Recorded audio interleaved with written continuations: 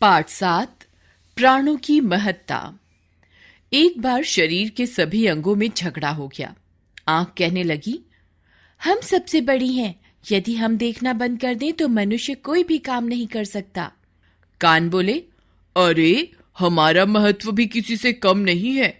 यदि हम न रहें या न सुने तो संसार की बातचीत ही समाप्त हो जाए।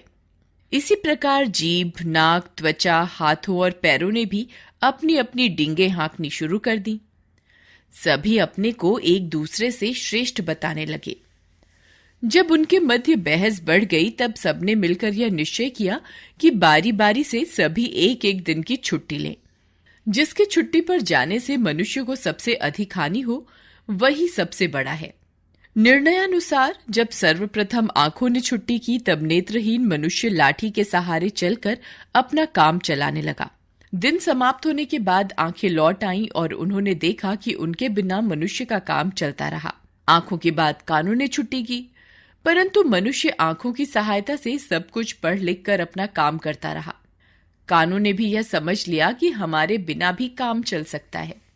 तत्पश्चात वाणी ने छुट्टी कर ली, परंतु तब भी मनुष्य गूंगे के समान इशारे करके अपने भाव समझाता रहा और काम चलाता रहा। किंतु ज्यों ही प्राण निकलने लगे सभी अंग हाथ जोड़कर खड़े हो गए और बोले, हे प्राण देवता, तुम न जाना, तुम चले गए तो हम में से कोई भी जीवित नहीं रह सकेगा। तुम यहीं रहो, तुम ही सबसे श्रेष्ठ हो, तुम ही सबसे महान हो। सभी ने एक स्वर में प्राणों की महत्ता को स्वीकार किया। बच्चों, इस शरीर में प्राण ही जीवन का आधार है। जब प्राण नहीं रहते तो सब अंग अपना कार्य करना छोड़ देते हैं। शरीर मृत हो जाता है और अंग शक्तिहीन। अतः शरीर में प्राण ही मुख्य है। प्राण का अर्थ है आत्मा।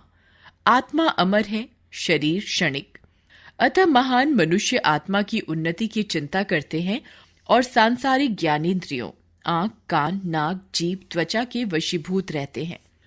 ज्ञानेंद्रियां हमारे भीतर काम, क्रोध, लोभ, मोह आदि जागृत करती हैं और हमें सांसारिक विषय वासनाओं की तरफ ले जाती हैं।